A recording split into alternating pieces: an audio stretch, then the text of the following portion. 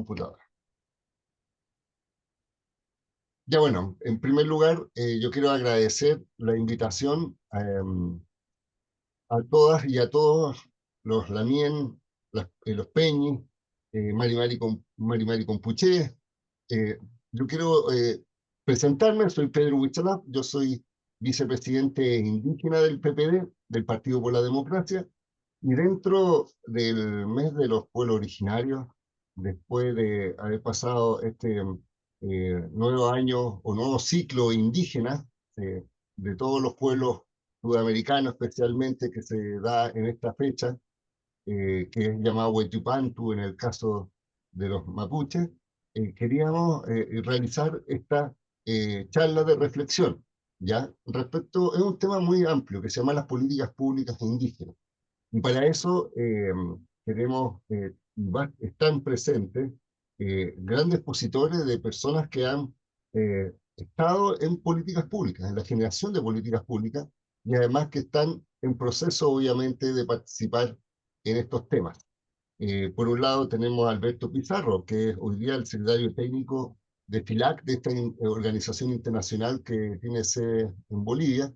De hecho, él está en Bolivia en este momento, así que agradecido, Alberto, por tu presencia. Está también Salvador Millaleo, que es un gran amigo, abogado, profesor de la Universidad de Chile, tiene el doctor, o sea, tiene mucha experiencia también en el tema indígena, así que también le vamos a pedir después una palabra por parte de él. Está también Luis Penchuleo, que es el actual director nacional de CONADI, de la Corporación Nacional de Desarrollo Indígena, así que también le agradecemos su eh, estar aquí disponible para conversar sobre este tema y posteriormente se va a conectar también Vanessa Huayquimilla, que es abogada, que es también de la zona sur de nuestro país, que también va a tener una mirada particular. Pero antes de comenzar, sí, quería mencionar y pedir, y me voy a tomar la atribución de un pequeño minuto de silencio, porque queremos conmemorar el lamentable fallecimiento, fue muy reciente, de Alberto Otus.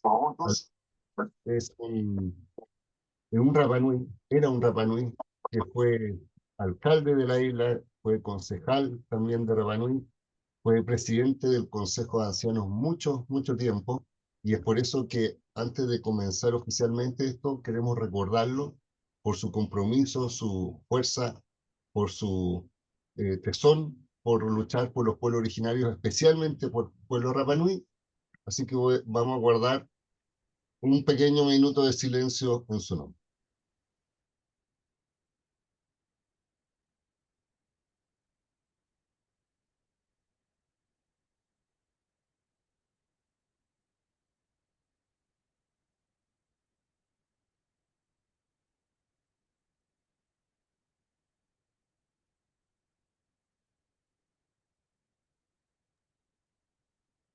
Ya, muchas gracias. Bueno, tal como les comentaba, van a hacer estas presentaciones, vamos a partir con Alberto, y después que hagamos los comentarios, van a ser más abiertos al público para que después podamos cada uno opinar, y para eso obviamente pedir la voz a través de esta herramienta, pedir la mano, y ahí les vamos a dar la oportunidad, la idea es que cada uno tengamos una oportunidad de dar nuestra opinión en tiempo breve, pero en el contexto que estamos invitados a debatir. Así que, sin más preámbulo, quiero agradecer y Alberto, te doy la palabra para que puedas hacer esta reflexión con esta temática general. ¿Cuál es tu visión respecto a las políticas públicas, en especial de los pueblos originarios en general de la región? Gracias, Alberto.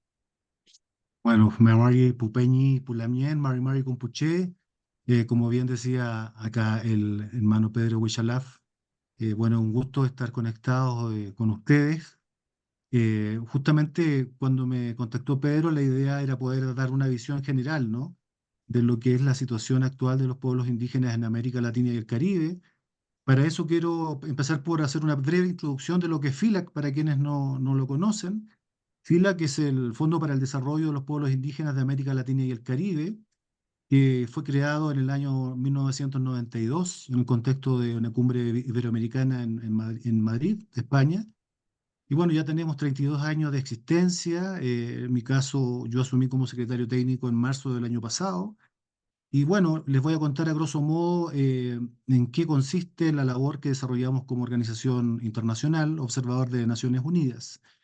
Decirle que en términos generales tenemos tres líneas de trabajo gruesas que ahora estamos rediseñando. De hecho, estamos en una etapa de rediseño de líneas estratégicas de aquí al 2035, pero en líneas bien generales, lo que se dedica el FILAC tiene que ver, en primer lugar, con generar espacios de diálogo y concertación, especialmente entre estados y pueblos indígenas. Ahora, ¿por qué esto es importante? Porque el FILAC tiene una naturaleza única a nivel mundial, que tiene una naturaleza paritaria. ¿Qué quiere decir esto? Que está compuesta por 22 países que tiene en su asamblea y en su consejo directivo representantes de pueblos indígenas y de gobiernos, ¿ya? De hecho, tuvimos la última asamblea ahora recientemente, a fines de mayo de este año, y asumió como presidenta la ministra de Pueblos Indígenas de Brasil, Sonia Guayayara, y se renovó el consejo directivo y el comité ejecutivo, ¿ya? ¿Por qué le señalo que esto como algo relevante? Donde a todo esto también aprovecho de mencionar, tuvo una activa participación en el director nacional de CONADE también, porque justamente este espacio de diálogo y concertación es lo que muchas veces falla, ¿no es cierto?, en los países de Latinoamérica, ¿no? Sabemos que muchas veces se desarrollan políticas públicas y quienes hemos enseñado políticas públicas siempre lo decimos, ¿no? Se tiene la tendencia a trabajar desde arriba hacia abajo, ¿no? De forma vertical y no desde las bases como se esperaría que fuera, ¿no? En ese sentido, FILAC promueve espacios de diálogo y concertación para justamente apoyar a los países miembros de FILAC para poder generar políticas públicas con una activa participación de los pueblos indígenas, con la consulta previa y informada, ¿no? Y con todos aquellos procesos que permitan diseñar políticas públicas pertinentes para la población indígena de toda la región. Esto nos ha permitido estar y participar activamente de distintos espacios en distintos países de Latinoamérica, en mayor o menor medida, y por lo tanto, esta es una línea de trabajo muy, muy relevante. Contarles solamente que desde el año pasado hasta fecha hemos generado diálogos en términos para poder, por ejemplo, desarrollar documentos y hacer incidencia política en los temas que tienen que ver con el agua. En el año pasado, en marzo del año pasado, apenas yo asumí, participamos de la Cumbre del Agua, donde hicimos una presentación de un documento donde participaron organizaciones indígenas de toda la región, los gobiernos de toda la región, jóvenes de toda la región y mujeres de toda la región. ¿Por qué menciono estos cuatro grupos? Y ahí les voy a explicar con mayor detalle, porque FILAC tiene una política de, además de ser paritaria, es decir, hacemos los puentes entre los gobiernos y las organizaciones indígenas, con un especial énfasis en mujeres indígenas y en juventud indígena. Por lo tanto, esos son programas transversales que tenemos. Por lo tanto, diálogo y concertación es uno de los principales acciones que, ¿no es cierto?, o líneas de trabajo que tenemos como FILAC. Hemos participado, de hecho, en procesos de diálogo y de elaboración de constituciones como la de Bolivia, la de Ecuador. También se participó en algo en la de Chile. Se ha participado también en los procesos de diálogos de paz en Colombia y así en distintas instancias que han se ido desarrollando en toda la región. Por lo tanto, es una línea de trabajo muy, muy, muy relevante. La otra tiene que ver con apoyar los procesos de autodesarrollo de los pueblos indígenas a través de la iniciativa de cooperación indígena y donde justamente lo que se pretende es que los procesos de desarrollo consideren la cosmovisión, ¿no es cierto?, de cada uno de los pueblos y por lo tanto generar instancias de desarrollo que consideren esta cosmovisión y que vayan con consonancia, por lo tanto, también con la cosmovisión que dice relación con el cuidado del medio ambiente, el desarrollo sustentable de los territorios, tratar de evitar, y digo tratar porque tenemos serios problemas de migración desde las zonas rurales a urbanas. De hecho, hay un estudio el año pasado de la OIT donde indica que por primera vez la población indígena de Latinoamérica y el Caribe superó el 50%, ya estamos en un 52% de población indígena que vivimos en zonas urbanas. Por lo tanto, eso habla también en muchos casos, de una migración forzada producto de actividades extractivistas, ¿no? Y distintas acciones y también falta también, por decirlo, de oportunidades también. Por lo tanto, los procesos estos de autodesarrollo que se promueven desde el FILAC dicen relación también con apoyar que los pueblos indígenas puedan permanecer en los territorios generando actividad económica sustentable en cada uno de los territorios específicamente, ¿no? En aquellos que cuentan con una gran biodiversidad. Esto es reconocido a nivel mundial que el 80% de la biodiversidad del mundo se encuentra justamente en territorios indígenas. Por lo tanto, de ahí la importancia de apoyar procesos de autodesarrollo que consideren la cosmovisión indígena y que traten de impedir, ¿no es cierto?, esta migración forzada que en muchos casos se ha dado y en el caso de Chile tenemos hartos ejemplos, ¿no? En el caso de Chile, bueno, vamos a esperar los resultados del último censo, pero ya se calcula que aproximadamente más de un 80% de la población indígena ya vive en zonas urbanas. Por lo tanto, hay procesos migratorios que hay que ver con mucho cuidado y donde las políticas públicas también tienen que poner un foco especial. Yo recuerdo desde la época que era director nacional de CONADI, lo hemos conversado con el actual director nacional también. En muchos casos la política indígena y la ley indígena, ¿por qué no decirlo también? Tiene una visión bastante ruralizante de lo que es la población indígena y la realidad indica otra cosa. Por lo tanto, si hay que hacer un énfasis y uno de los lineamientos estratégicos que tenemos como FILAC para estos próximos 10 años es justamente apoyar en el diseño de políticas públicas para población indígena, pensando en que justamente por la migración forzada, en muchos casos se pierde la lengua y por lo tanto la revitalización lingüística es fundamental para poder tratar de revertir estos procesos que están ocurriendo. En ese sentido, hay una amplia cantidad de proyectos que se están trabajando en toda Latinoamérica y el Caribe, donde por cierto también está incluido Chile. Otra línea de trabajo tiene relación con justamente los procesos formativos. ¿Bien? Tenemos un programa que se llama Educación para la Equidad y yo diría que uno de los programas donde FILAC ha impactado más fuertemente en la región de América Latina y el Caribe. De hecho, acá hay algunas personas que han y que están cursando el curso del título experto y algunos que la han cursado y ya tenemos más de 3.500 egresados y egresadas de cursos de formación que van desde el título de experto en derechos humanos que se hace con la Universidad Carlos III a el diplomado de mujeres indígenas para formación de liderazgo de mujeres indígenas que también estamos haciendo con la UNAM hace ya 15 versiones. Tenemos procesos formativos en cambio climático también donde estamos formando a jóvenes justamente para que sean guardianes y monitores del tema del cambio climático. También, ¿por qué no decirlo? También negociadores en las distintas instancias internacionales que existen de cambio climático. Yo, como ustedes sabrán, ya vamos, en la última COP que se realizó en Dubái fue la COP 28. En la COP 30 se desarrollará el próximo año en Brasil, donde hay bastante expectativa por todo lo que significa la Amazonía. Y por lo tanto, como FILAC, hay un fuerte trabajo en formación de liderazgos de jóvenes y mujeres indígenas en particular. Y de hecho tenemos muchos ministros, viceministros, senadores, diputados, alcaldes y distintas autoridades que han pasado por estos procesos formativos y donde aprovecho también de hacer la invitación a quienes están asistiendo el día de hoy también a postular estos procesos de formación.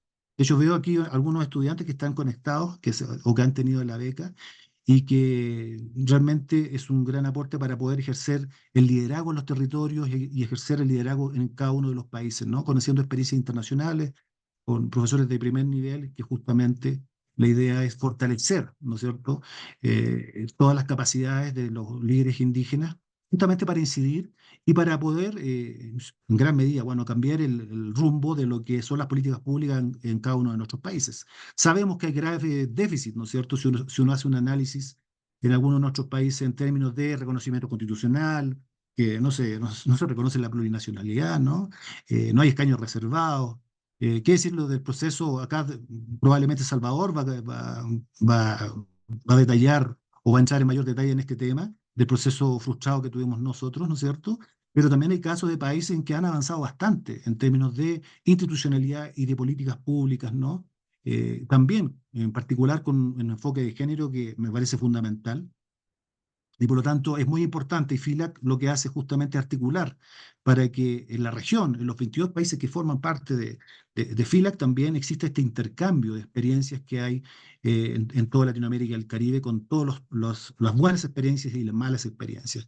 Decir, por ejemplo, que es un tema que yo no lo sabía, ¿no? Que, por ejemplo, Venezuela tiene un Ministerio de Pueblos Indígenas hace 17 años, imagínense. El año pasado, recién, cuando asumió Lula, en el último periodo, él creó el Ministerio de Pueblo Indígena recién en Brasil y nombró a la primera ministra de Pueblo Indígena, que es Sonia Guayllare, que es la actual presidenta de FILA, ¿no? Y así tenemos varios casos en distintos países donde la institucionalidad también es bastante diversa. Hay países donde está, no sé, el ejemplo de Colombia, la política indígena está al interior del Ministerio del Interior, ¿no? Que puede parecer bastante particular, ¿no? Pero si vemos el caso de lo que ocurrió al inicio de este periodo también, Salvador nos podrá contar también hubo decisiones que iban un poco en ese sentido.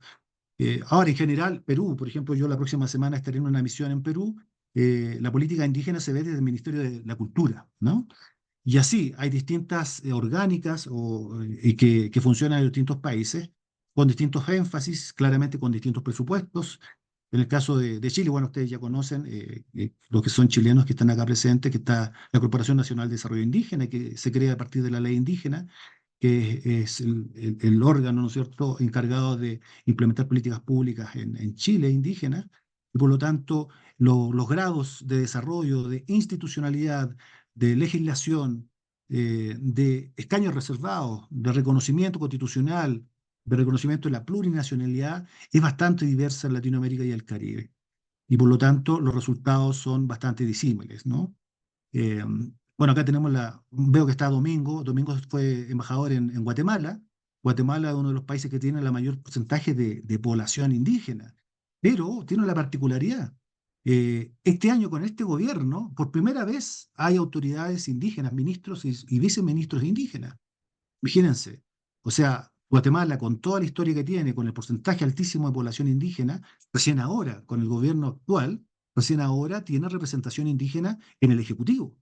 Eso nos debe llevar a reflexionar que, bueno, independiente del porcentaje de población indígena que existe, bueno, tenemos el caso de Bolivia que es totalmente extremo, ¿no? Tuvimos un presidente indígena y hay una historia, ¿no es cierto?, bastante grande de lucha acá en Bolivia, pero no es lo mismo en los distintos países de Latinoamérica. Hay muchas historias que son muy distintas y va a depender mucho de lo que ha sido la historia, ¿no es cierto?, de la institucionalidad que se ha ido creando y por lo tanto de las distintas formas de enfocar la política pública indígena en las distintas áreas.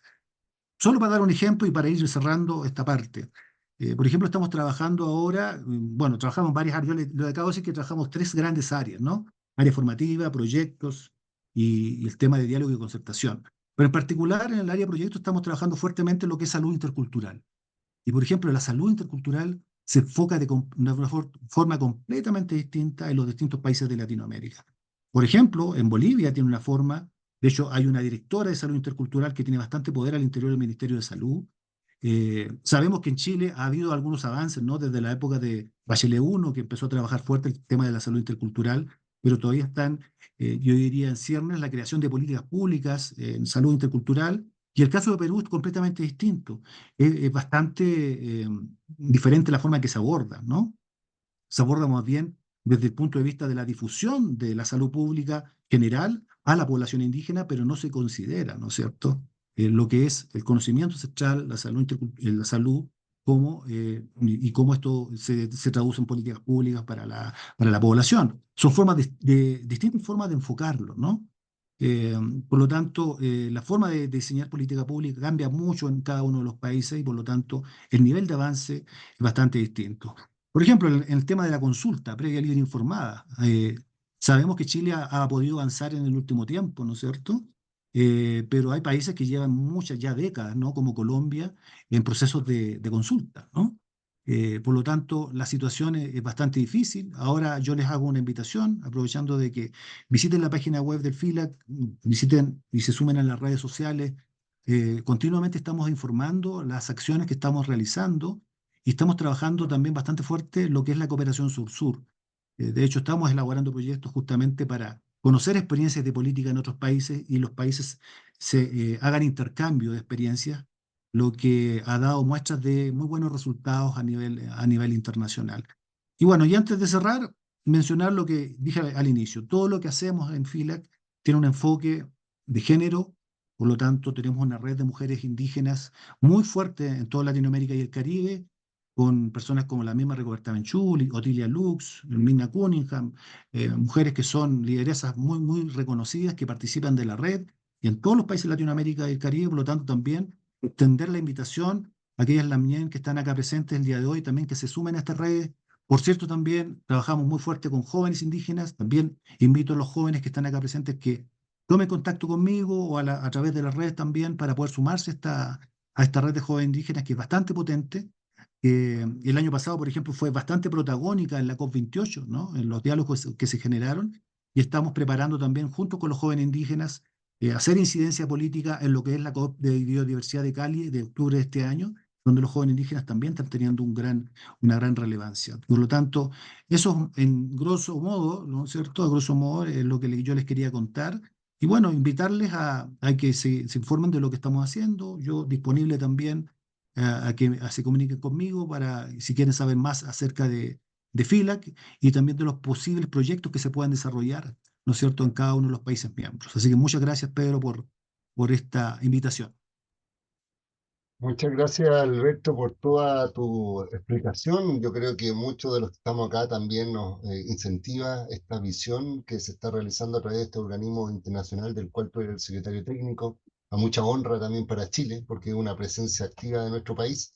Además, con alguien con experiencia como lo has sido tú, como director de CONADI, y tal como tú mencionas, tenemos ahora la particularidad que fuiste director de CONADI, está también el actual, y también saludo a Domingo Namuncura, que está también en Puru, que le vamos a dar obviamente la palabra posteriormente, que también fue director nacional de CONADI en tiempos pasados, así que yo creo que es importante esta mirada. Y ahora, para darle una mirada más local, quisimos invitar a Salvador Millaleo, que como yo les mencionaba, es un abogado, experto, un doctor, eh, también sabe mucho de políticas públicas, estuvo en el inicio del gobierno participando, pero bueno, le vamos a pedir en este caso, Salvador, que pueda darnos, le vamos a dar el audio para que pueda dar su opinión sobre este proceso que está ocurriendo de políticas públicas, bueno, más bien a nivel nacional. Muchas gracias, Salvador, y bienvenido a este conversatorio. Bueno, Mari Compuche, aquí estoy yo ahí en la noche de Concepción, estoy en un bar. Mañana, bueno, me voy a Antuco a celebrar un Huetipantu, así que estamos de tránsito por acá en Conce. Es un placer, digamos, haber aceptado la invitación de Pedro y poder aquí compartir con Alberto, con el Peña y Luis, con Domingo y con todos los otros Peña y también, digamos, que están interesados en esos temas. Bueno, la verdad, quisiera hacer un foco osado, digamos, acá y en vez de hablar de un conjunto de elementos concretos, de sucesos o de casos concretos, más bien tirar una hipótesis bueno, tiene que ver con ciertos sucesos, pero no es por eso, digamos, sino más bien estos sucesos pueden ser más sintomáticos. Por ejemplo, esta falta de un acto oficial o un mensaje presidencial el Día Nacional de los Pueblos Indígenas, que bueno, puede parecer anecdótico, puede parecer algo que tiene que ver con hechos, circunstancias, emergencias del momento, digamos, pero yo creo que cuando uno conversa, más allá del hecho, como me tocó a mí estas semanas conversar con un conjunto de dirigentes y autoridades indígenas acerca de cómo veían el hecho, lo veían más allá del hecho mismo, lo veían como un síntoma de algo mucho mayor, que a lo mejor no tiene nada que ver con la voluntad o la decisión que se tomó para no dar el mensaje presidencial del Día de los Pueblos Indígenas, que puede ser otra cosa, pero el significado que yo sentí en los dirigentes es un significado que tiene que ver con un agotamiento de un ciclo, digamos, de todo lo que ha sido este gran ciclo político de los pueblos indígenas en Chile, que empieza en los 80 con la dictadura, que empieza por, digamos, el protagonismo que tienen organizaciones indígenas enfrentándose a la dictadura y siendo una parte legítima y, digamos, desde los inicios del movimiento de recuperación democrática y lograr insertar dentro de lo que es la transición demandas indígenas que van a dar lugar a la creación de CONADI, a la dictación de la ley indígena y a los avances posteriores que hemos tenido en el país. Entonces, aquí hay un ciclo, y un ciclo que por varias circunstancias se siente que está en un, digamos, si no agotado, que quizá puede ser muy, muy rápido, muy fuerte, pero al menos podremos decir que está en un periodo de languidecimiento muy fuerte. Y no tiene que ver solo con el gobierno, con la política pública, tiene que ver también con la presencia, con la visibilidad de actores políticos indígenas, más bien con la ausencia, con la invisibilidad, con la falta de actores políticos que sean capaces o que tengan la oportunidad de llevar una agenda indígena. Entonces, más bien lo que se sintomatiza acá es una serie de carencias que se van alimentando mutuamente y que contrasta con una historia de la cual usted, Alberto, Domingo, fueron protagonistas, una historia de frente a varios obstáculos se generaron avances y esto avanzaba en un momento y ahora pareciera, así se siente, que esto ha retrocedido y que tiene más bien la perspectiva de más seguir retrocediendo que de avanzar. Entonces, aquí hay un elemento que hay que ponderar, hay una crisis del significado de lo indígena para los propios indígenas, y que yo creo que tiene, bueno, por supuesto esto está en un marco global, estamos, uno de los grandes propulsores del discurso de los derechos indígenas fue el movimiento global de los pueblos indígenas, que se ha alimentado por el fortalecimiento del sistema internacional, universal y el regional de protección de los derechos humanos, dentro de los cuales los derechos indígenas juegan un rol muy importante. Y esto está en crisis, sigue en crisis, está, digamos, hay un problema de gobernanza en las instituciones internacionales.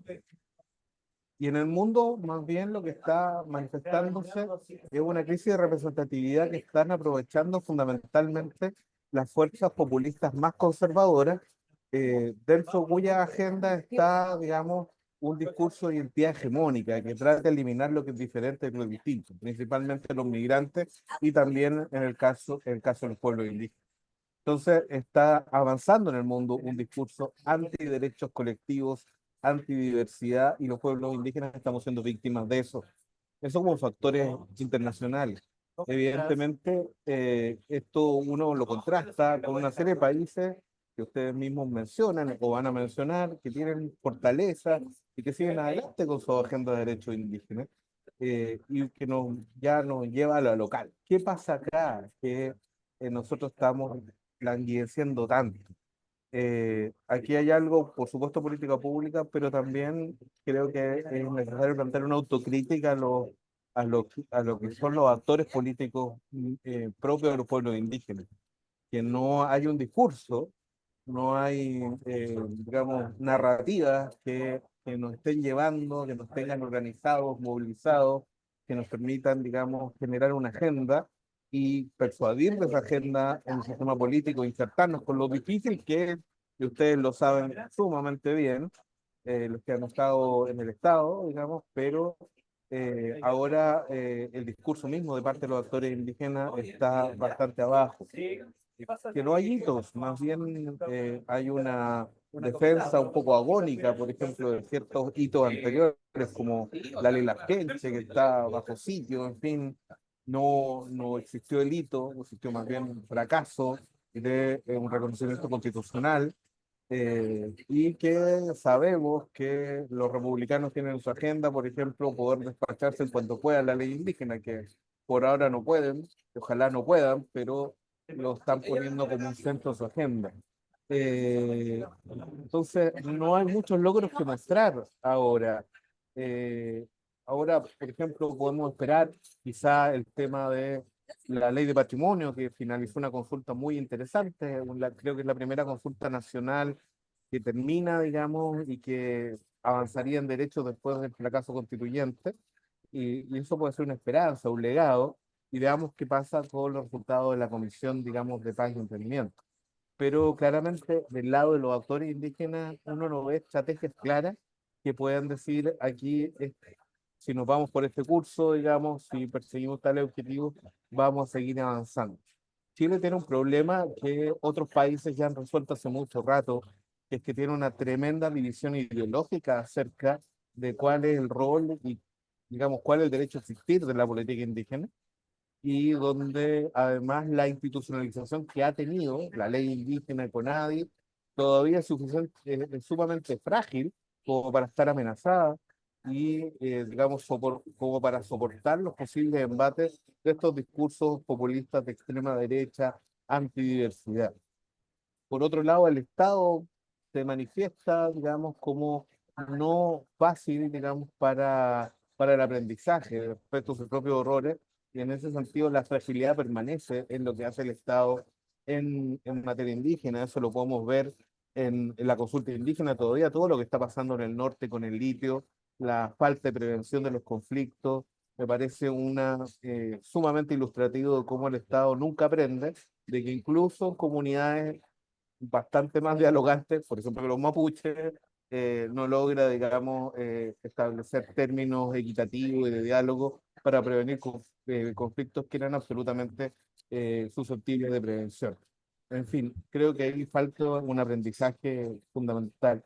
Entonces, estamos con una presencia, una desindigenización del sistema político chileno, que no es balance, donde los temas indígenas se siente que se están cayendo de la agenda política, que están quedando sumergidos, que están siendo tapados, en fin, y que contrasta con estas décadas anteriores que les llamamos en toda Latinoamérica la revuelta indígena, la emergencia indígena, en fin, una serie de conceptos que expresaban cómo en toda Latinoamérica, incluyendo en Chile, aparecían grandes actores indígenas con agendas importantes que lograban remecer de mayor o menor profundidad los sistemas políticos, y nosotros estamos viendo más bien lo contrario ahora, y esto no es balanceado, digamos, de que el sistema político tome menos en cuenta la agenda indígena, no es balanceado con la aparición de actores que a lo mejor no están en el sistema político oficial, pero que son actores políticos relevantes. Eso tampoco está apareciendo ahora.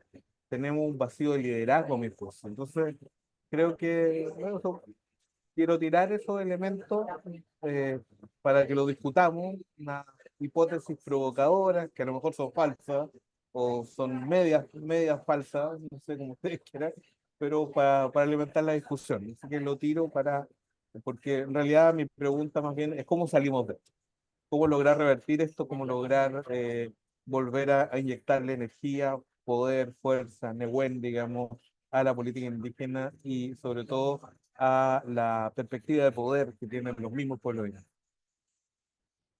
Muchas gracias, Salvador. Yo creo que son muy... en las preguntas que tú estás realizando es justamente lo que hoy día está ocurriendo. Y solo como un pequeño comentario antes de dar la palabra al director nacional de CONADI, que le voy a dar el audio para que pueda reactivarlo él. Bueno, mencionar que esta agenda anti-indígena se ve plasmada, al menos desde mi punto de vista, lo ocurrido con el tema de la ley Laskenche, como permanentemente hoy día está siendo cuestionada. Y hay un punto, y quiero también dejarlo como antesala para la opinión del actual director de Luis, eh, como dentro de los sistemas de votación. Por ejemplo, vimos el caso, y esto fue una manifestación como Mesa Indígena PPD, lo hicimos patente públicamente, en el caso de Aysén, donde hubo solicitudes a través de la ley Laskenche y que fueron votados en contra por todos los integrantes, incluyendo los integrantes de gobierno. Es decir, no hubo ningún integrante de gobierno que estuvo a favor de la ley Laskenche. La única que votó a favor, que con abstención, pero fue a favor, fue la gobernadora y los representantes de los pueblos indígenas. Entonces, ¿qué es lo que sucede? O hay un mal uso de la ley Laskenche, que es la forma que trataron de manifestar, o efectivamente hay una política de retroceso que está basada solo en la lógica económica y no con una lógica de protección, por ejemplo, de zonas, eh, en este caso acuícolas, para efectos de ser gestionados por pueblo original. Por eso ahora voy a dar la palabra, dando esta introducción, comentario personal, me atrevo, a Luis Leo, quiero darte muchas gracias por estar aquí. Yo sé que él está en terreno también, así que está con el audio. Luis, bienvenido a este conversatorio.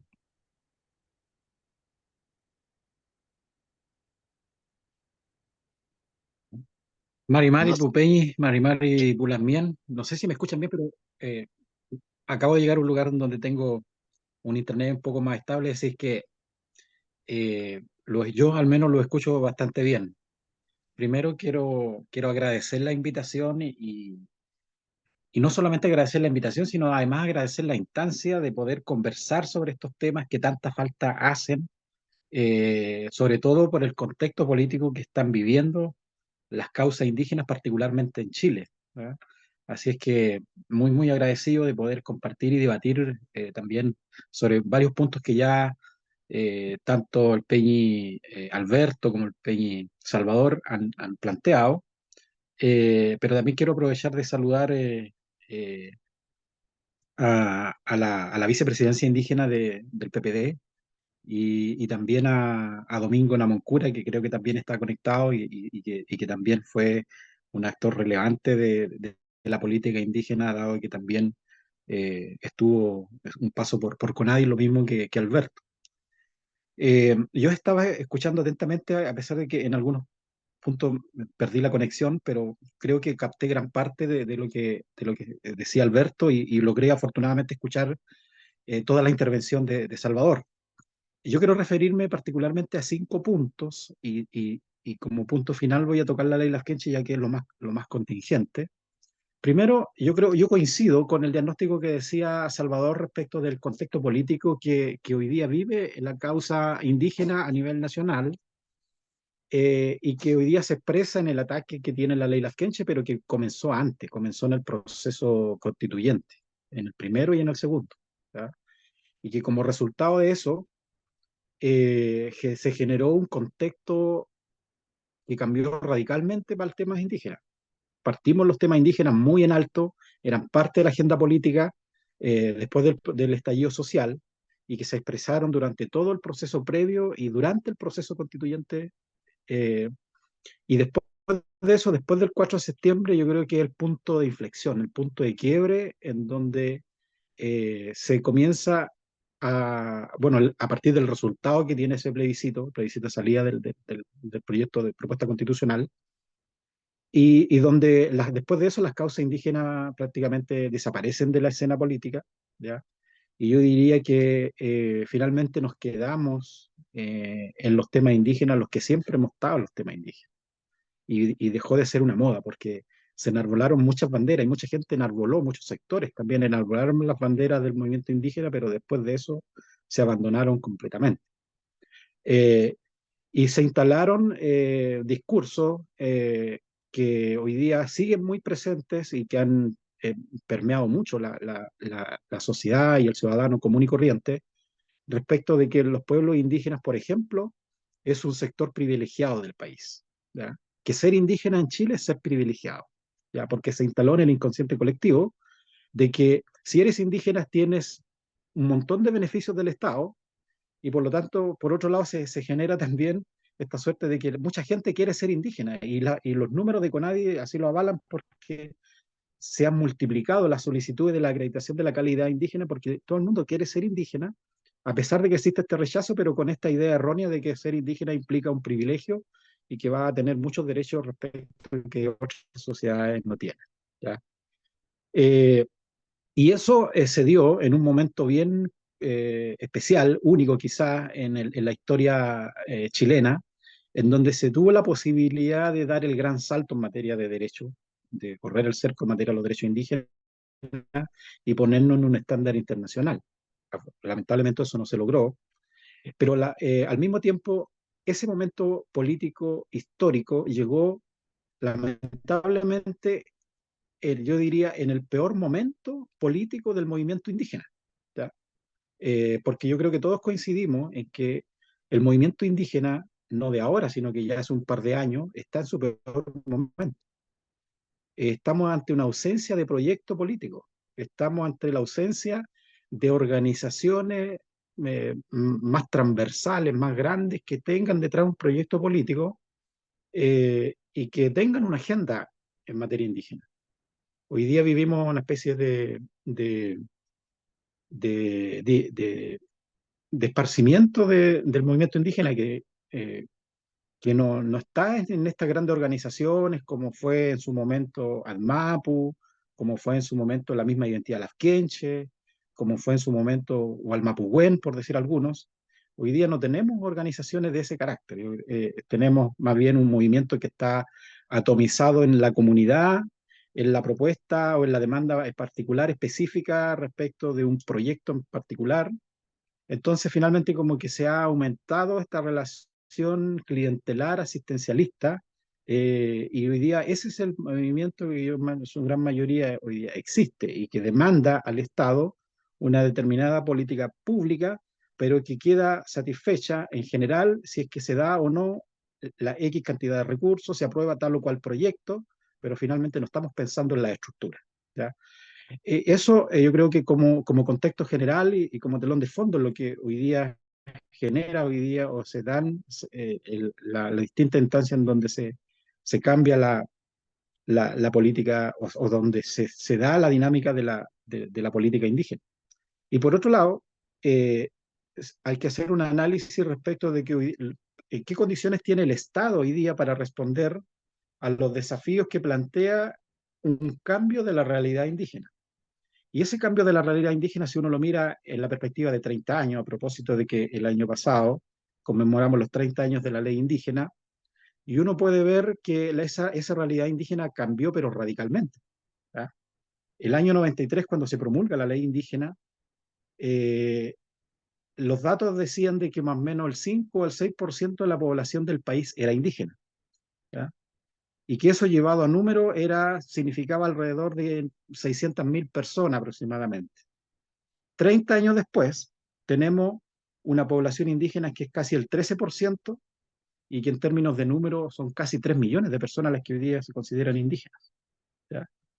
Por lo tanto, el otro aspecto que cambia radicalmente la realidad indígena es que, claro, se asumía de que los indígenas eran esencialmente o mayoritariamente rurales, cuando ya en aquel tiempo era discutible, solo que no se estaba visibilizada la realidad indígena urbana.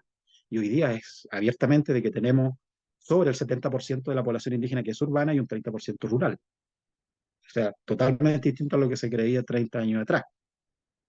Entonces tenemos ese cambio de la realidad indígena, pero que si miramos la institucionalidad pública respecto para dar respuesta a esa demanda indígena, no ha variado. O sea, quedamos congelados en en la realidad de los 30 años, de hace 30 años atrás, en esa fotografía, y en el tiempo se fueron, además, reconociendo nuevos pueblos. La ley indígena parte con 8 pueblos. Hoy día tenemos 11 pueblos reconocidos. ¿Ya? El último de ellos, y en buena hora, el reconocimiento del pueblo Sellam el año pasado. ¿Ya? Y la CONADI estructuralmente ha tenido un presupuesto del 0,2% del presupuesto público del Estado, el 0,2% llega a CONADI. O sea, 0,2% el año 94 cuando entra en funcionamiento, o 95, cuando el presupuesto mayor, para atender al 5 o 6% de la población del país. Y hoy día, estructuralmente, más allá del aumento de presupuesto que ha tenido el Fondo de Tierra, por ejemplo, pero estructuralmente seguimos teniendo el 0,2% para atender al 13% de la población del país. Ya, esos solos datos ya generan una tremenda brecha. ¿Ya? Y que sumado al contexto que yo describí anteriormente, ya nos genera un panorama bastante complejo. ¿Ya? Entonces, frente a esa realidad, uno dice, bueno, aquí tienen que haber un cambio en la estructura, hay que hacer cambios legislativos, ¿ya? A propósito de que hay demandas pendientes, compromisos pendientes que se arrastran desde el Pacto de Nueva Imperial, ¿ya? En donde el reconocimiento constitucional todavía no llega, por ejemplo. ¿Ya? Eh, eh, y en materia de políticas públicas, nosotros hemos planteado, no ahora, eh, ahora a propósito de que estamos en la CONADI, pero lo veníamos plantando ya desde un par de años antes, de que más allá de lo estructural, del cambio de legislativo, en materia administrativa tiene que haber cambios y eso se traduce en temas de voluntad política, ¿ya? Que que también tienen que tener expresión y apoyo en el Parlamento, porque entre otras cosas, en el Parlamento es donde se aprueban los presupuestos todos los años, ¿verdad? Eh, y allí nosotros hemos planteado de que se tiene que avanzar y presionar para que avancemos hacia una transversalización de la política indígena. Porque hoy día gran parte de la política indígena está atomizada en CONADI, ¿verdad? Y muchos servicios públicos, ministerios, todavía tienen el chip en la cabeza que dicen, bueno, la población indígena no es parte de lo que yo tengo que atender, no es parte de mi público objetivo, de mi usuario. Entonces yo puedo solo generar una política indígena si es que CONADI me entrega recursos a través de un convenio y con esos recursos que me entrega CONADI yo genero una política indígena y si CONADI no me entrega recursos yo no genero una política indígena. Entonces, finalmente, con ese 0,2% de que tiene CONADI, lo tiene que distribuir entre los servicios, entre los distintos servicios públicos para que puedan generar una política. Y eso es lo que hay justamente que hay que romper, ¿ya? Hoy día, por ejemplo, hasta el día de hoy, nosotros les seguimos entregando presupuestos a ministerios que, en términos de plata, son mucho más poderosos que CONADI. Por ejemplo, le entregamos recursos a CORF, una institución que cuenta con muchos recursos y que no genera una política pública por sí sola con presupuesto propio, sino que se lo tiene que subsidiar CONADI. O agricultura, por ejemplo, que también entregamos parte importante del presupuesto para que exista el PDTI, por setear alguno. Entonces, eso finalmente en la transversalización de la política indígena es que cada ministerio, cada servicio público, desde su sectorialidad, por supuesto, genera una política pública, pero no necesariamente dependiendo del presupuesto que pueda darle con nadie, porque ya dijimos cuál es el porcentaje que recibe. Eh, y eso en el último tiempo, a excepción del Ministerio de las Culturas, que se crea hace un par de años atrás y se crea la Subdirección Nacional de Pueblo Originario, desde hace muchos años que no tenemos una nueva institución que se incorpore en tener una política pública que no sea con nadie. En algún momento se avanzó con el Ministerio de Educación, cuando se crean las becas, los hogares, las becas de residencia, etcétera. El Ministerio de Salud, con el programa PESPI, por ejemplo, y después durante mucho tiempo no tuvimos, hubo un estancamiento de ese proceso de transversalización de la política indígena, hasta que hace un par de años atrás aparece el Ministerio de Cultura. Y dentro de eso también de lo que nosotros denominamos la transversalización de la política indígena, también ahí sumamos a los gobiernos regionales. O sea, los gobiernos regionales hoy día cada uno por sí solo, en su gran mayoría, tiene más presupuesto del que dispone CONADI para atender a nivel nacional a los 11 pueblos. Y lo que allí hemos estado planteando de que desde los gobiernos regionales eh, se inyectan recursos a instrumentos que hoy día existen para potenciarlos, para aumentar cobertura, para mejorarlo, pero también que en el mediano plazo se avance hacia políticas indígenas regionales, ¿ya? Porque otro síntoma también, que es parte de la tradición de la política pública en Chile, es que las políticas públicas generalmente se hacen entre cuatro paredes, desde los niveles centrales, generalmente Santiago, y se destinan envasadas hacia el resto del territorio, y cuando llegan a los territorios, finalmente pocas veces tienen esta pertinencia territorial o la pertinencia cultural, que es distinto cuando se generan estas políticas de atendiendo a las distintas realidades regionales, y quienes pueden hacer eso son justamente los gobiernos regionales. Entonces nosotros también, afortunadamente, hemos estado en diálogo en estos años, en estos 2 años de administración que llevamos la institución, conversando con gobiernos regionales y muchos de ellos han querido dar el paso, ¿ya? Por ejemplo, hoy día tenemos un convenio ya andando y encuentros con los cores a nivel nacional, en donde se están financiando varias iniciativas y asumen el desafío de avanzar hacia una política regional indígena, como el gobierno regional de Arica Parinacota y el gobierno regional de Atacama, por ejemplo. Entonces, eso es un aspecto importante también y que entra de lleno en materia de política, de políticas públicas en materia indígena. Pero eso es lo que se requiere desde el Estado para atender derechos que hoy día están consagrados a nivel internacional y que Chile sabemos que está al debe en aquello, ¿ya? Pero el salto sustantivo se va a dar en la medida en que el movimiento indígena retome un proyecto político propio, ¿ya? Entonces, porque la única manera de romper esta lógica clientelar, asistencialista, es la medida en que el movimiento indígena se fortalezca y genere un proyecto político propio, que exista participación política y que finalmente marque una agenda, ¿ya? Que se le diga al Estado esto es lo que necesitamos y por aquí tienen que ir el tema como se hizo desde finales de los 70 hasta toda la década del 80 y que finalmente culminó con la ley indígena. Bueno, y en honor al tiempo voy a tocar el último punto que es respecto de la ley Lafkenche, porque era un punto que que se colocaba también antes de mi intervención. Hoy día la ley Laskenche, y que es producto de todo este contexto que ya narraba, está viviendo claramente un asedio. Y hoy día, el actual contexto político, en donde hay una mayoría en el Parlamento, en ambas cámaras, en la Cámara de Diputados y en el Senado, de sectores políticos que, si fuera por ello, retrocederíamos en materia de derechos a los pueblos indígenas.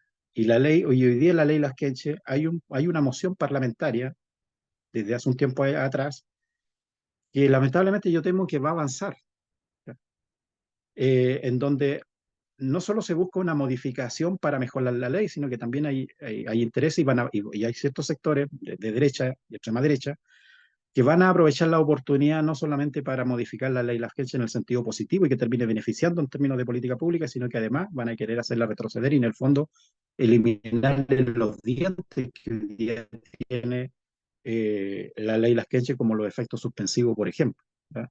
Y hay una campaña que se viene dando y que se expresa, como muy bien decía Salvador, en la votación que se hizo en la región de Aysén, pero que hace mucho más reciente hay una votación también que se hace en la región de los lagos, en donde se rechazan 4 de 5 solicitudes de manera sistemática y con argumentos falaces, ¿ya? En donde se desinforma, no se dice la verdad, no se aplica la ley como corresponde, eh, y que finalmente terminan dificultando la posibilidad y el derecho que tienen las comunidades de acceder a los espacios costeros marinos, considerando que esta ley, las que nace en un contexto para reparar eh, una injusticia que ocurría, dado que existía la ley de pesca y reconocía distintos actores que hacen uso del mar, en donde estaba, por ejemplo, la pesca industrial, los pescadores artesanales, etcétera, pero no estaban los pueblos indígenas que ancestralmente han hecho también un uso del espacio costero marino. Entonces esta ley vino a reparar en eso y además con un sentido de conservación. Y por lo tanto hoy día vive ese proceso, a pesar de que nosotros lo advertimos, en el caso de Aysén, no se tomaron las medidas lamentablemente, y hay que hacer una autocrítica también como gobierno, de alinear al menos la votación de gobierno, porque sabemos la manera en cómo están compuestas las CRUB, aunque todo el gobierno esté alineado, existe también la posibilidad de que se pierdan, porque también hay muchos otros actores que podrían votar en contra. Se quiso reparar eso, y yo creo que se hicieron acciones, sí, en esta segunda votación que se hace en la región de los lagos, pero en donde se baja la línea de que el gobierno no está por la modificación de la ley, sino que está por mejorarla por la vía administrativa, pero sin embargo también ahí hubieron 3 votos que se, eh, se salieron de la línea y votaron también en contra. Entonces, es un tema bien complicado lo que hoy día está pasando, pero en el fondo el gran peligro es, y en la medida en como, insisto, como está configurado hoy día el Parlamento, si es que eso avanza, corremos serios riesgos no solo de que se modifique la ley, sino que además retrocedamos en materia de derechos, que es el último gran logro que tiene el movimiento indígena, es justamente el tema de la ley Laskenche. Eso, en resumen, es lo que yo puedo plantear en respecto de mi visión en materia de política indígena en general, y bueno, ansioso de poder pasar a la conversación y al debate. Muchas gracias. Muchas gracias, Luis. Sí, bueno, yo creo que es bastante preocupante lo que tú mencionas respecto a la posibilidad de que efectivamente vaya al debate público y en estas circunstancias, en un Congreso que está radicalizado en sus posturas más individuales, más que colectivas, digámoslo así. Ver cómo se avanza esto es súper complejo. Mira, quiero saludar también, ya que comenzamos con nosotros tres, Vanessa pronto se iba a conectar, así que también le vamos a dar la palabra, pero además de saludar a Domingo, que fue también director de CONADI, como lo mencionábamos, desde el PPD al menos quiero saludar a nuestro presidente regional del norte, Carlos Inquiltulpa, Aymara, que obviamente es presidente regional del PPD en Arica y Parinacota, que está presente. También está Fermín, que también fue vicepresidente indígena, eh, y está Darío, el hijo, Darío Labio, que es actual eh, presidente o vicepresidente de la juventud en el mundo indígena. Así que también, obviamente, al menos dentro del partido hay un interés que estas tónicas estén presentes, pero obviamente tenemos que hacerla entre todos. Así que antes que llegue, bueno, Vanessa no ha llegado, quiero dar las palabras, como yo les mencionaba, La idea es que que levanten la mano los que quieran hacer algún comentario, alguna reflexión.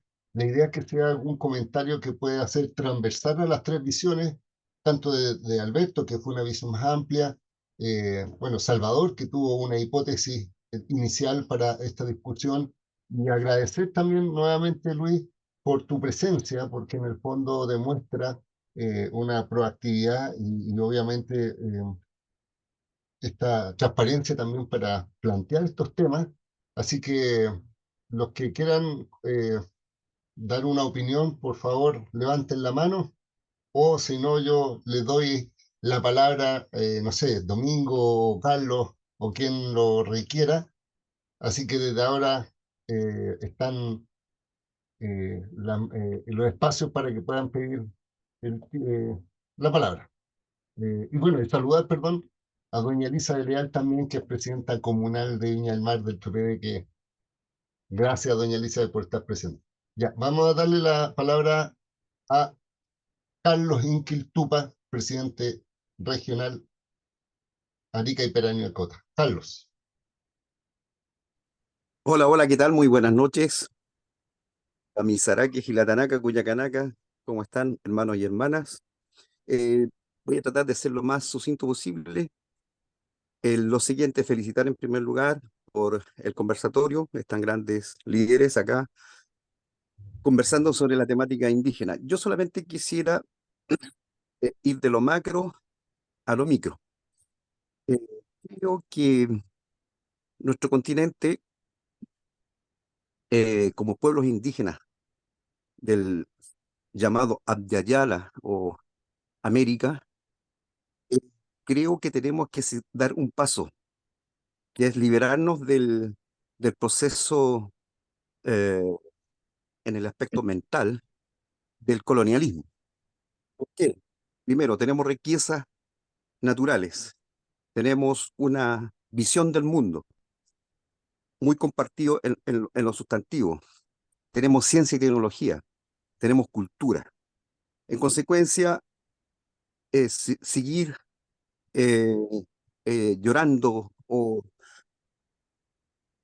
en términos de negativo de ese proceso que realmente fue duro para nuestros pueblos indígenas, creo que debemos hacer un salto para poder actuar y ver, retomar los avances que en su momento se hizo. Eso a nivel continental. A nivel nacional, me voy a referir a un punto. Creo que no se le ha dado el valor a la CONADI como tal. ¿Qué razón? Porque es el único organismo del Estado que tiene dos funciones y atribuciones que bastante sugieren, que tiene funciones y atribuciones propias de un ministerio, porque su, él puede realizar propuestas de reformas legales, proyectos legales al presidente. Y además tiene un consejo. Y entonces siempre he escuchado yo mucho de los dirigentes de crear un ministerio. Y resulta que cuando se crea el ministerio va a seguir las políticas del gobierno de turno. En cambio, aquí hay participación, aunque sea escuálida, de 8 escaños a través de una presentación de, de, de, de esos consejeros o consejeras que conforman la CONADI, pero de acuerdo al estatuto administrativo cumple doble función, de un ministerio y de un servicio público. El gran error que cometió Ricardo Lagos es haber generado un coordinador de políticas públicas y ahí debilitó el poder que tiene la CONADI como tal. A la CONADI no se le ha dejado actuar como es, y los liderazgos en cierta medida no hemos tenido la contraparte, tener senadores de raigambre indígena para poder defender a la CONADI como un organismo, porque se le ha disminuido, se le ha jibarizado dentro del aparataje del Estado. ¿Ya? Y eso es producto de la presión de los propios partidos políticos y generaron una figura como Jaime Andrade y después lo fueron repitiendo, coordinador de políticas públicas, y fue disminuido el poder real que tiene la CONADI, y eso que usted, cosa que lo analice en el artículo 42, cuál está la función. Y eso ha impedido generalmente a estar a la altura de los grandes desafíos de muchas cosas que hay que reconstruir.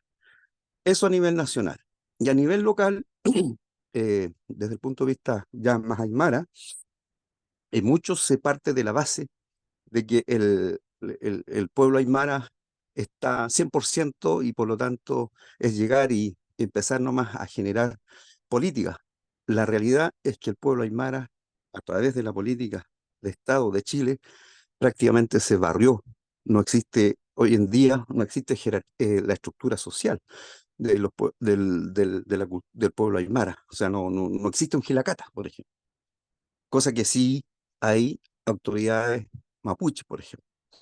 Entonces, ha habido un avance, sí, desde la recuperación de la identidad a través de las manifestaciones culturales, de costumbres y tradiciones, y un movimiento social. Por ejemplo, la muestra es, por ejemplo, el ícono en Arica es el Terminal del Agro, que nace una recuperación a través de una discriminación, y hoy, y sin ayuda del Estado, es un ícono de la ciudad, es un centro turístico impulsado por los propios Aymara.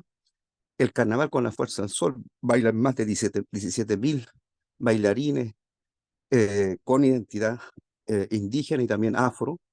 Y después se recuperó un espacio que es la Liga Andina, donde se junta en función del deporte. Y la música y todo eso ha ido evolucionando de acuerdo al tiempo. Pero no hay una conciencia política. Y ese es el gran déficit que tenemos, es un desafío que realizar. Así que esa la mirada en estos 5.532.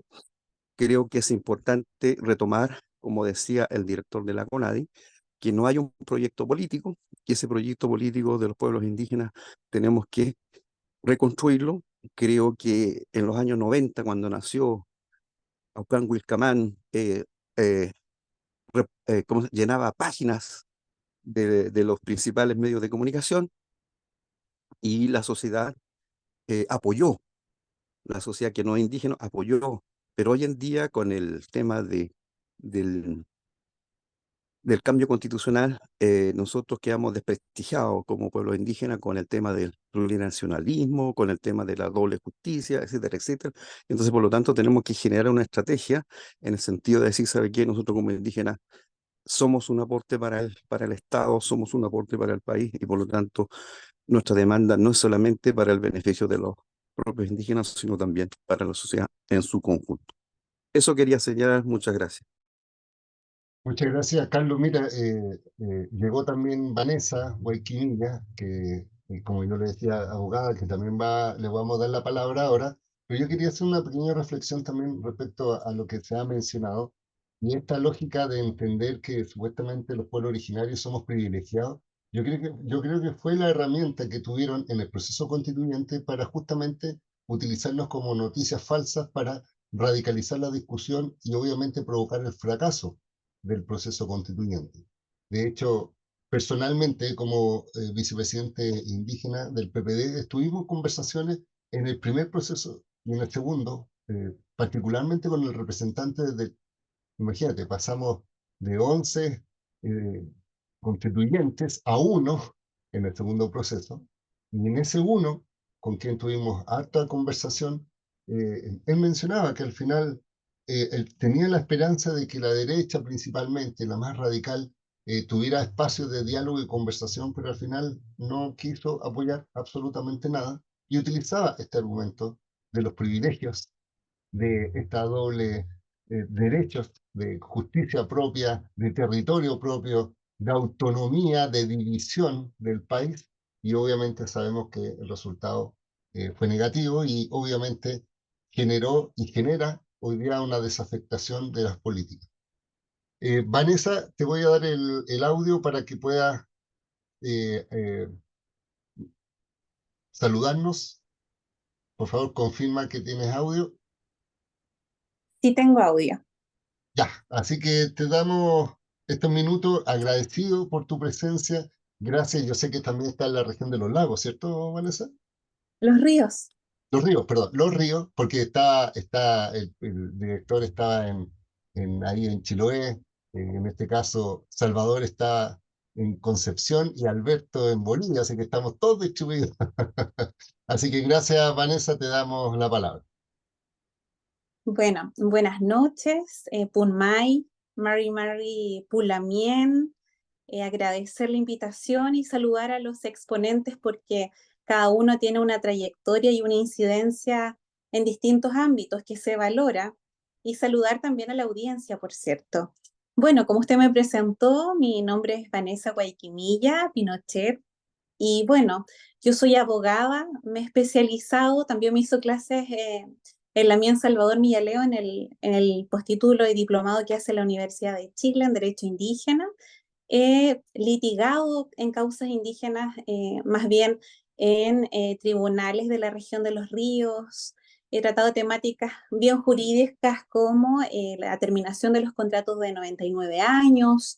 He defendido causas penales a la mía que están acusados por usurpación.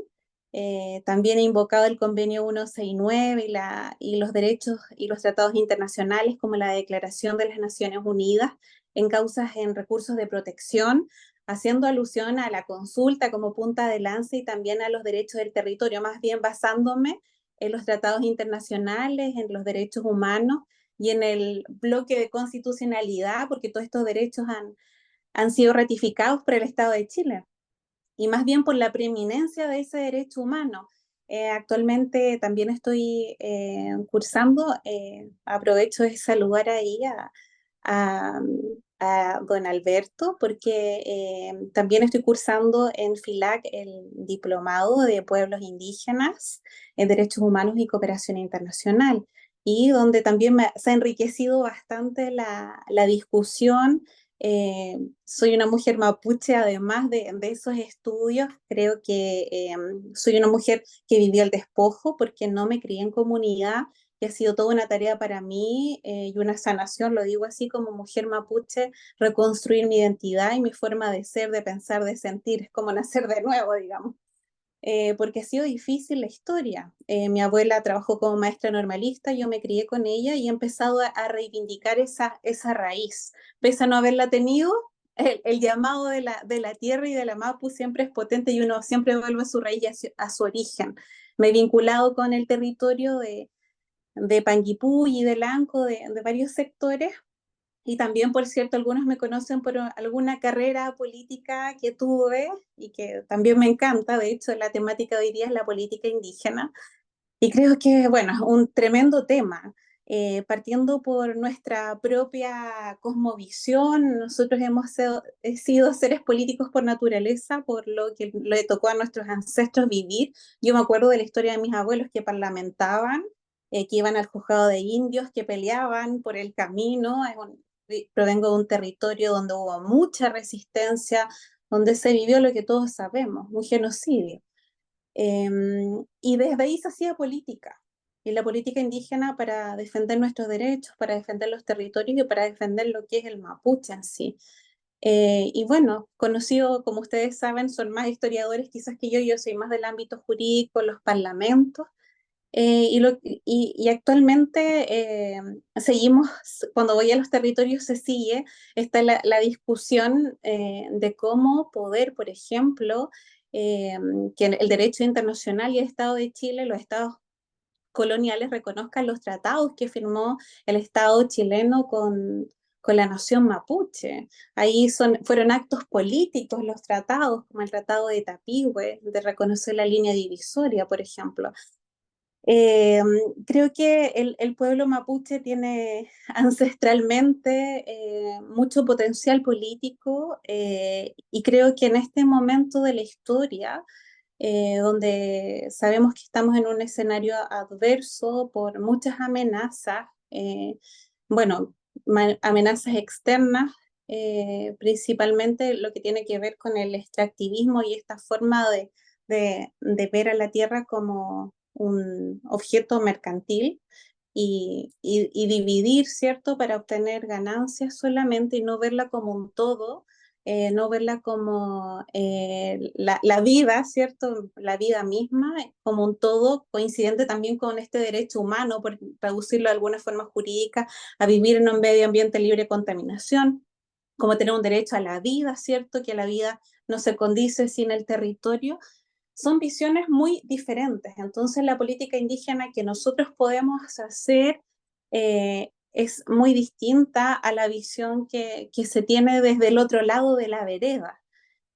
Y la política indígena en sí, yo creo que han habido movimientos históricos de los cuales ustedes saben, también me merece reconocimiento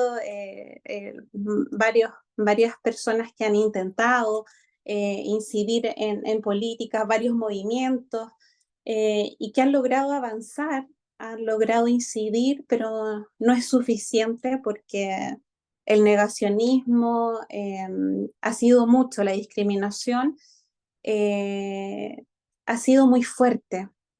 Entonces, creo que en este momento debo reconocer que un gran aliado ha sido el derecho internacional y que nos empoderemos de esos derechos. Creo que la libre determinación que ha sido reconocida y plasmada en el ámbito internacional es un pilar fundamental para que nosotros podamos seguir defendiendo nuestros derechos en su máxima expresión, porque entendemos que ahí tenemos con ese concepto tenemos la libertad de escoger nuestras propias formas de vida y más nuestras propias formas de desarrollo. Ustedes saben de ese concepto.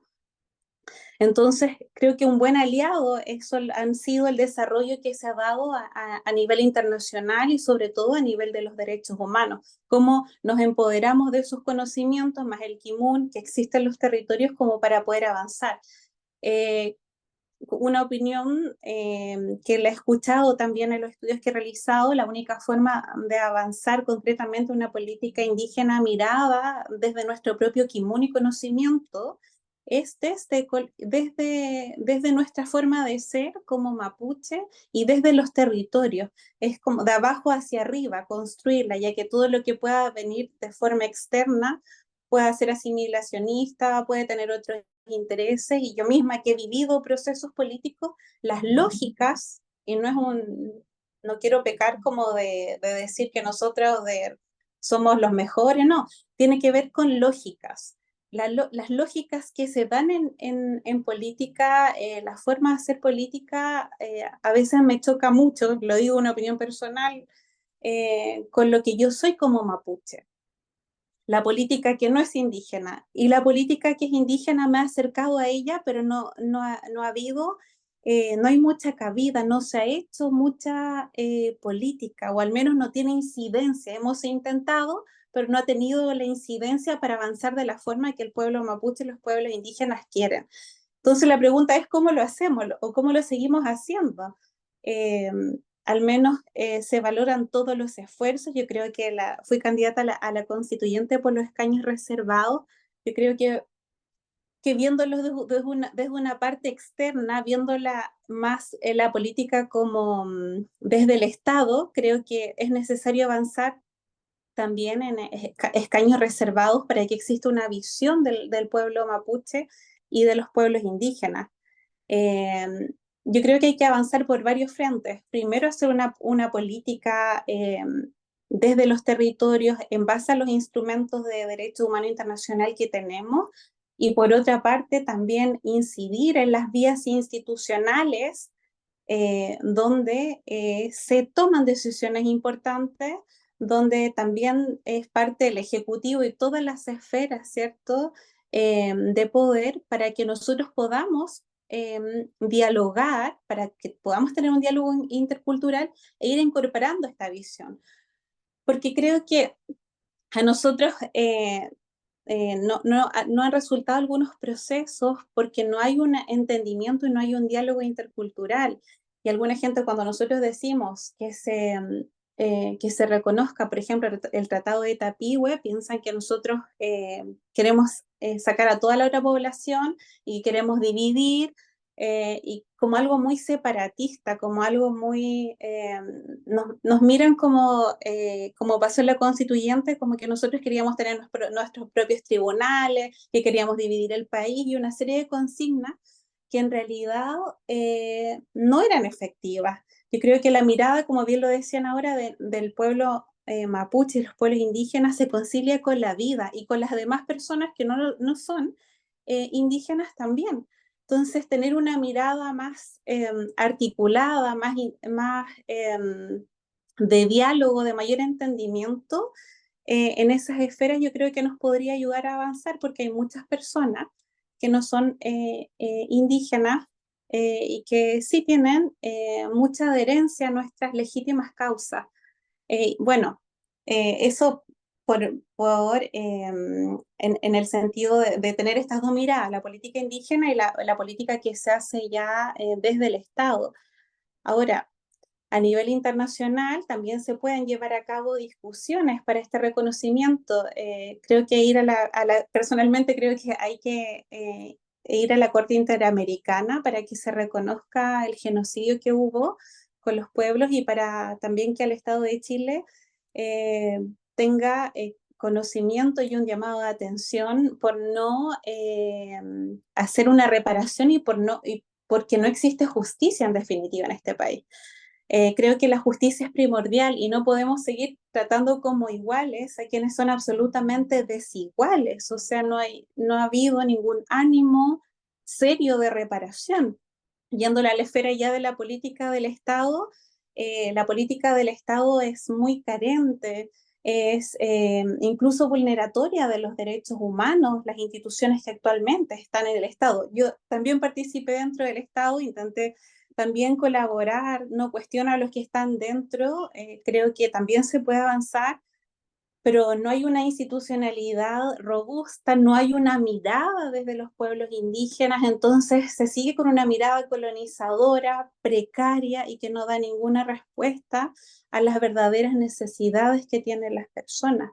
Creo que estando incluyendo gente en distintas esferas, en especial que se tomen decisiones en la ley de presupuesto de los estados, en el caso del Estado de Chile, pudiese quizás mejorar un poco más las condiciones, porque los presupuestos que están asignados actualmente eh, son vulneratorios, bajo mi criterio son vulneratorios.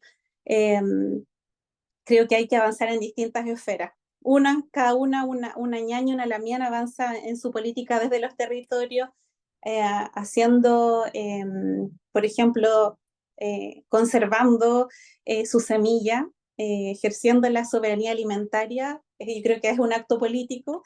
Los que están también en la vía institucional y que tienen un verdadero discurso y que quieren aportar y que utilizan su vestimenta también son actos políticos y bueno, los que resisten y los que están ya desde una esfera del derecho internacional, hay muchos también que participan en foros en las Naciones Unidas y que también están abogando por los derechos humanos, ¿cierto?, en la esfera internacional.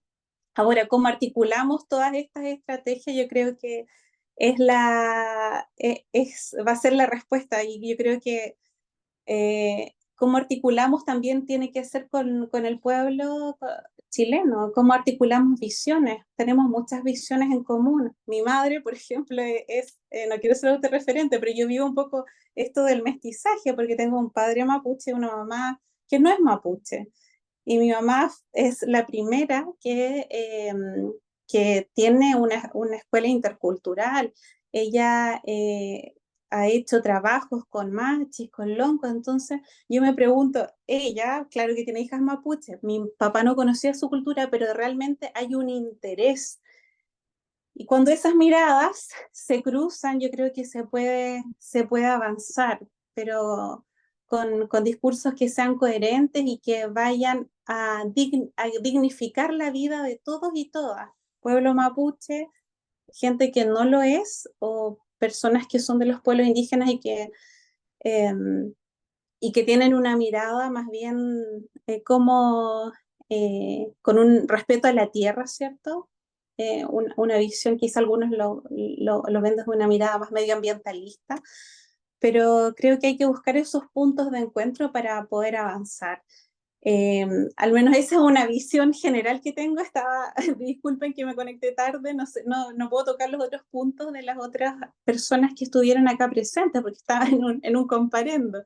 Así que llegué más bien a aportar desde la expertise que yo tengo, que es el derecho, y viéndolo también como con lo que me ha tocado desde mi propia experiencia. Puedo aportar en eso. Obviamente que uno nunca termina de aprender y me hubiese encantado escuchar a los otros expositores. Pero sí, eso es lo que puedo comentarles desde mi propio Kimun y desde mi forma de ver, de sentir y desde mi experiencia laboral también, por cierto. Vanessa, bueno, muchas gracias. Yo creo que enriquece mucho esta conversación. Solo mencionar que casualmente, Salvador, tú y yo somos colegas, los tres somos abogados. Y de hecho, mira, yo también quiero hacer un comentario con tu mirada desde la lógica, no tan solo de política pública, sino de política propiamente tal. En mi caso, por ejemplo, y lo comento, yo fui subsecretario de Telecomunicaciones.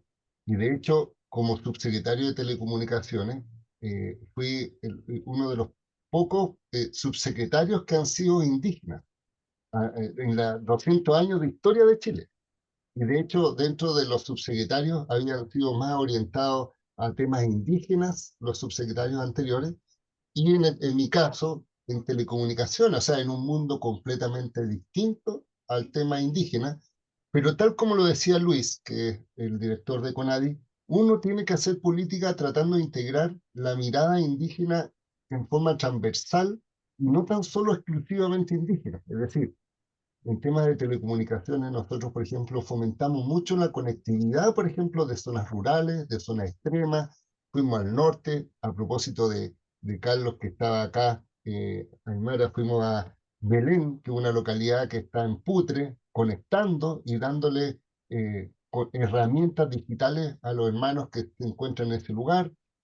Fomentamos proyectos como la fibra óptica austral, y ahora imagínate un proyecto que también avanzamos en telecomunicaciones fue unir Chile con Asia Pacífico o Australia, y dentro de esta lógica era unir con fibra óptica también Isla de Pascua o Rapa Nui y Juan Fernández, cosa que veo que estamos avanzando pero no se ha concretado, pero estamos siguiendo impulsando. Entonces yo creo que la mirada política que te invitamos formalmente, Vanessa, a que estemos en conversación, a mí personalmente me interesa esa experiencia territorial, porque como yo lo decía, aquí también hay gente de la juventud PPD indígena, hay gente con experiencia, y a nosotros nos interesa esa transversalidad y el apoyo, y muchas veces se centraliza mucho, pero necesita una realidad más local. Así que gracias por tu comentario. Ahora, solo para terminar por los tiempos, hay dos palabras pedidas. Le vamos a pedir a los que quieran sumarse a pedir la palabra que lo hagan ahora para tener un orden por el tiempo. Y a los que les voy a dar la palabra que puedan dar su comentario, reflexión y compartirlo con todos. Voy a partir con Ivette Ulloa para que le voy a dar el audio para que pueda saludarnos y dar su comentario. Ivette, Sí, no sé si me escuchan. sí, perfecto. Ok, bueno, Mari Compuche, es un gusto estar con ustedes esta noche. Muchas gracias por todas sus palabras. Me quedo con lo último que dijo la Lamuen Vanessa. Bueno, somos compañeras las dos del título de experto indígena.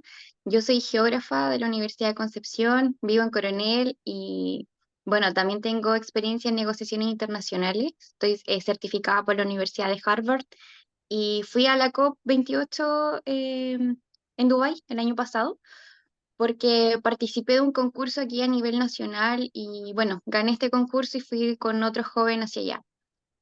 Y me hace bastante ruido todo lo que dicen porque dentro del MINREL y de la Dirección de Medio Ambiente, yo siempre intenté traer todo lo que era las políticas y el conocimiento indígena, porque pensé quizás que iba a haber una incidencia mayor en ese sentido, pero lamentablemente no fue así. eh, Nunca fui escuchada. Dentro del MINREL también intentamos hacer algo con CONADI, pero tampoco tuvimos respuesta, porque dentro de la delegación, de todas las delegaciones que han ido a estas COP, yo fui la primera persona que era indígena y ni siquiera entré por ese lado, sino que entré básicamente por mi experiencia medioambiental. Y hace poco también estuve participando con la delegación chilena para ver la posición de Chile para los SB de Bonn, que se realizaron ahora en junio en Alemania. Y bueno, de las 24 personas que estábamos ahí, cuando se habla, por ejemplo, de transición justa, yo menciono ya, ¿y qué pasa con las comunidades indígenas? ¿Qué pasa con el conocimiento indígena? Y dentro de la mesa, que solamente una persona haya levantado la mano y me haya dicho, sí, en realidad tienes razón, porque en realidad quieren intervenir y quieren sacar recursos de territorios que son territorios indígenas, pero sin hacer las consultas previas. Y él, bueno, es lo que vimos siempre, lo que vimos acá, el pueblo mapuche. Yo como la Lama Vanessa también no me crié en comunidades, soy de una zona urbana que, bueno, mi familia también tuvo muchos problemas con una empresa extractivista que Endesa ahora actual en él. Y, y dentro del gobierno básicamente uno queda bastante, yo quedo bastante decepcionada porque no encuentro que Chile vaya avanzando y encima se van cometiendo los mismos errores.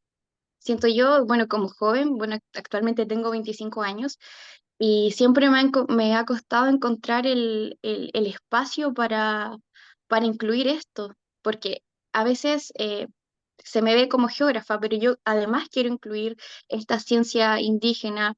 Intento hacer cosas con comunidades, pero dentro de este mismo gobierno actual no se me ha dado la oportunidad de trabajar y de traer esto a colación. Entonces, eh, es un poco triste y decepcionante ver cómo no tenemos la incidencia necesaria en las políticas medioambientales. También pensando que Chile tiene todo, el convenio 169 de la OIT aprobado, tenemos el acuerdo de Escazú, pero en realidad es mucho papeleo, es mucho bla bla, pero es poca acción. Bueno, eso es lo que pienso yo en realidad. Muchas gracias por la palabra. No, pero Ivette, muchas gracias. Yo creo que tu experiencia y ese ánimo, por favor, no lo bajes. Yo de verdad te lo comento que nosotros los que hemos estado acá, sobre todo que tenemos un poquito más de edad, hemos querido participar siempre desde nuestra perspectiva. O sea, imagínate, yo también soy abogado, soy de ciudad, ahí hablábamos que casi el 50% son eh, personas que están ya en el mundo urbano, digámoslo así, y que quieren aportar con la cosmovisión y lamentablemente nos encontramos de repente dentro de distintos ministerios donde no existe esta convicción y cuando uno lo intenta, el problema es la inexistencia de políticas públicas más transversales, es decir, más unificadas. Pero obviamente yo creo que el trabajo de todos y todas, este granito que se van agregando, permite aumentar, así que no de desalientes. Hay, como te digo, acá, al menos en el PPD, gente de la juventud que estamos trabajando, está, y los grupos más territoriales, para no hacerlo tan solo político. Así que gracias por tus palabras. Oye, le voy a dar la palabra también a Rodrigo Payalé, eh, le voy a reactivar para que dé su opinión. Solamente mencionar que también Jorge Nicolás Nieto mandó un mensaje diciendo que también me agradaría, como abogado de la región de Biobío, Los Ángeles, poder colaborar en la necesidad siempre del pueblo. Hasta luego, porque estaba saludando. Y Gonzalo también escribía en el chat, decía que saludo a todos y a todos, solo expresar mi preocupación por el momento de invisibilidad de los indígenas en el espacio público y de la discusión política, así también de lo preocupante de un gobierno que parece haber abandonado su rol en la conducción de políticas públicas indígenas. Gracias, en este caso, Gonzalo. Y el último comentario, antes de darle a Rodrigo, que está en el chat de Violeta, que felicitaciones a las Lamien, obviamente a Vanessa y Ivette, que son mujeres mapuches, que se nota que tienen fortaleza, que tienen fuerza, como también ocupar estos espacios porque lamentablemente no se les puede otorgar y hay que tomárselo. Comparto completamente la opinión de Violeta. Eh, Rodrigo, gracias por la paciencia. Bueno, gracias Peggy, no hay caso con la tecnología, me supera, aparezco como iPhone por lo que me decía Alberto, estoy Sí, pero tratando de ahora sí. encender la cámara, sí, estoy tratando de encender la cámara y no la puedo volver a hacer a mí, así que lamento no poder expresarme viendo, pero bueno, algunos de ustedes me conocen, para los que no, también soy abogado, nadie es perfecto, Soy, soy miembro del Foro Permanente para las Cuestiones Indígenas de Naciones Unidas. Em, y trabajo en el ámbito internacional desde el punto de vista de los derechos humanos, así que es muy interesante lo que dice Vanessa. Hay un esfuerzo Rodrigo, ahí y sí, no, se dime, activó se activó tu video, pero está apuntando hacia a- el otro lado. Sí, es que no puedo, sabes que estoy, por eso te digo, me tiene, bueno, si no lo pongo así, sí, sí. Ahora, porque no puedo virar la cámara, no sé por qué no se puede evitar. Bueno, y comentar primero, agradecer a esta iniciativa, un espacio interesante de reflexión. Muy de acuerdo con todo lo que dijo Alberto, lo que dijo el Peña y Luis, lo que dijo el Salvador Millaleo también. Para mí es lo que nos está pasando. Yo quiero profundizar un poco en la provocación que hace Salvador, porque eh, esto que nos está pasando a propósito de la isla Lafkenche, la última señal de que no se hicieron ceremonias oficiales por el Huetripanto, también viene de más atrás.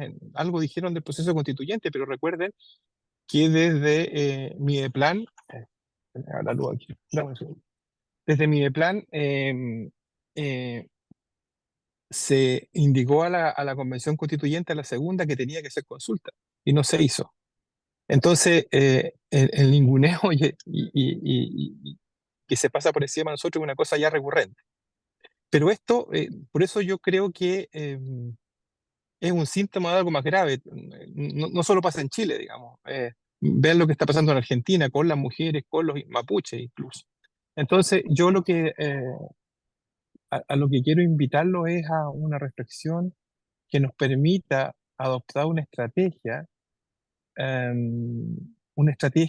porque yo siento de que hasta aquí nosotros hemos luchado por ampliar nuestros derechos o por desarrollarlos, pero estamos en un umbral donde podemos retroceder. Entonces hay que tener una estrategia también para defender lo que hemos logrado, ¿ya? Para los que no siguen esto, el Sistema Internacional de Protección de los Derechos Humanos y los instrumentos que hoy día podemos blandir como bandera, ¿no es cierto?, son procesos larguísimos, ¿ya? Que partieron hace 100 años. Entonces, lo que nosotros tenemos que por lo menos reflexionar, creo yo, en cuanto a una estrategia para no retroceder, o sea, una estrategia de contención, de defensa, porque ahí tenemos un problema. Eh, yo soy más pesimista que Salvador y estoy totalmente de acuerdo con su tesis y no solamente creo que no solo creo que es un retroceso simple, sino que puede ser un retroceso en supresión de derechos, como también se dijo aquí en esta reflexión, de que hay parte de las fuerzas políticas del país que por ello suprimieran los derechos que están en la ley indígena, el derecho a la ley de borde costero y seguramente muchos otros. Así que yo quería saludarlos de nuevo, agradecer este espacio de reflexión y, como les digo, pensar en eso. O sea, tenemos que tener una estrategia frente a esta oleada, no sé cómo llamarla, que no es algo, que no es algo que no es algo casual. Aquí hay algo más de fondo y tenemos que tener una mirada para enfrentar esos retrocesos que se vienen, según mi opinión. Eso, muchas gracias de nuevo. Un abrazo a todos. Rodrigo, y aprovecho de decirte bienvenido a Chile porque me comentabas que estaba regresando después de estar en Europa, estar en Naciones Unidas, en todo este organismo internacional. Así que yo creo que va a ser Sí, bastante bueno para todos tu experiencia internacional en este momento. sí, yo una cosa más, yo sigo, digamos, de hecho, ahora estoy en Chile, pero la próxima semana me voy a Ginebra nuevamente porque hay una sesión del mecanismo experto y hay una ronda de consultas. Pues en el sistema de Naciones Unidas se está desarrollando un proceso para que los pueblos indígenas puedan participar en la Asamblea General como pueblo, que es difícil, pero que se está trabajando hace tiempo, que se revitalizó ahora por una decisión del presidente de la Asamblea General. Hay un equipo de gente que está trabajando eso y ha habido una ronda de consultas que partió en el foro permanente, han habido consultas virtuales, ahora van a haber consultas en la sesión del mecanismo experto de los pueblos indígenas en Ginebra y después a la semana siguiente hay 2 días de consulta exclusivamente para discutir esto y encontrar las mejores estrategias para que los pueblos indígenas puedan participar en el proceso. Hay todo, también las limitaciones que hoy día estamos enfrentando, hay un problema de caja, ¿cómo se llama?, de recursos para poder desarrollar el trabajo en Naciones Unidas. muchas veces los países que no les interesa el multilateralismo asfixian al sistema de Naciones Unidas, privándolo los recursos, privándole de las cuotas que debieran estar pagando. Eh, y esa es una forma de atacar el sistema y de debilitarlo. Entonces también tenemos que estar alerta a eso. Así como hay países que hacen un esfuerzo mucho más profundo, por ejemplo, ahora Australia, que es uno de los países que generalmente aportan mucho dinero para estos procesos, puso un profesional indígena australiano a trabajar en la Secretaría del Foro Permanente y lo paga el gobierno de Australia. Así es la forma que tienen los gobiernos hoy día de aportar al sistema de Naciones Unidas, porque muchas veces el dinero que ponen como que se diluye en la burocracia y no se ven los efectos. Entonces, se están buscando nuevas estrategias para fortalecer el trabajo del liderazgo indígena mundial en todos estos espacios, y ese es uno de los mecanismos que se está usando ahora. Así que no me extiendo más porque de esto hay mucho que conversar, pero efectivamente voy a Ginebra, vuelvo el 2 de agosto y de ahí ya me quedo en Chile, pero siempre voy a seguir viajando. De hecho, también estuve en la COP, estuve en Brasil, estuve en la COP, estuve en Dubái, ahí estaba Alberto también. Eh, y este año vienen reuniones importantes en el sistema internacional donde aportar desde la mirada indígena es bien relevante. Así que eso, muchas gracias a todos. Muchas gracias, estimado Rodrigo. Gracias también a las opiniones de las personas que en el chat están conversando. Aquí Yuri González decía, está disponible para abordar distintas vías de trabajo. Ha trabajado en fomento productivo, en Love to Love, Huañaco, Millao y otros de Ercilla, y hace unos años generamos en Mayeco una asociación indígena con 144 comunidades orientadas al trabajo del desarrollo socioeconómico, porque sin autonomía económica no hay autonomía política. Cecilia también dice, gracias por la importante reunión, soy de Coquimbo, excelente reflexión. No hay voluntades políticas con nuestra gente, somos invisibilizados al Estado. Y gracias también. Perdón, y estaba Fermín, pidió bajó la mano, pero estaba pendiente su opinión. Así que Fermín, te doy la palabra. Si es que quieres, todavía estás disponible para opinar. Ahora sí, sí, Ahí perfecto. sí. Ya. Bueno, oye, una muy es grato saber de que al menos tenemos la oportunidad de conversar estos temas. Y yo me conecté tarde y al parecer el diagnóstico que ha ocurrido es lo mismo que tenemos nosotros, que esto está invisibilizado a propósito muchas veces. Eh, Lo que me hubiese gustado mucho que estas conversaciones hubieran sucedido antes, pero sucedieron ahora y bueno, y hay que darle con lo que tenemos nomás. Hay situaciones que creo yo que están pasando y que nosotros no hemos sido capaces de tener ningún tipo de poner ningún tipo de obstáculo desde el momento en que ocurre la primera eh, elección para los constituyentes y se hace una propuesta. Desde ese momento yo creo que nos utilizaron a nosotros como un pretexto para poder rechazar esta, esta nueva constitución. Eh, la verdad, yo había bajado mi mano porque Rodrigo Payalef había dicho algo que yo también pretendía decir. No es mucho lo que tengo que decir en todo caso. Me alegra de que esté esta posibilidad de poder conversar. Mañana también se da una posibilidad de conversar en el PPD. eh, y es bueno que ocurran estos hechos y que ojalá estuviéramos llenos de actividades durante la semana, durante el mes y que cada uno de nosotros pudiera asumir una tarea porque hoy día la tarea parece ser de todos. Ocurre un hecho que, que lamentablemente yo no lo había visto, que invisibilizar el tema indígena no solamente pasa por la derecha, sino que también hoy día lo veo en el gobierno. Y creo que eso es alarmante, muy, muy alarmante. Aquí hay más personas, creo, y no todas son del PPD, así que por lo tanto voy a omitir dar opiniones desde el PPD. Estas son más generales. Mañana seguramente, como va a ser más PPD, y ahí seguramente yo voy a poder plantear no solamente el diagnóstico que ustedes están planteando, sino que también algunas soluciones. Un gran saludo a todos y muchas gracias por escucharme. Gracias, Fermín. Sí, justamente, tal como tú lo mencionas, este es un conversatorio más amplio que del partido, pero obviamente mañana, para los que no son del partido, vamos a tener, y lo está organizando la juventud indígena del PPD, un conversatorio también, reflexión, justamente por esta misma dinámica que tenemos, yo creo que compartido, de una suerte de invisibilización que lamentablemente se está dando mucho progresivamente, digámoslo así, es decir, por efectos, comenzó muy fuerte y después obviamente no ha sido distinto esto. Perdón, Fermín, ¿quiere de nuevo comentar algo? Te estoy dando el audio. Sí, sí, gracias. Sí, gracias por mencionarlo, Pedro. Creo que hoy día la tarea nuestra es reorganizarnos, replantear estrategias, retomar temas que nosotros ya habíamos dado por hecho como conquistas y hoy día nos damos cuenta que no, las conquistas no son tales. Entonces, yo creo que la misión de cada uno de nosotros hoy día es básicamente cómo nosotros planteamos estos temas y cómo nos organizamos dentro de nuestros propios círculos. No sé si todos pertenecerán a otros partidos políticos, pero hoy día es imposible avanzar sin que los partidos políticos estén sensibilizados. El PPD particularmente tiene una tarea que es fundamental porque siempre el PPD ha sido un ejemplo en estos temas.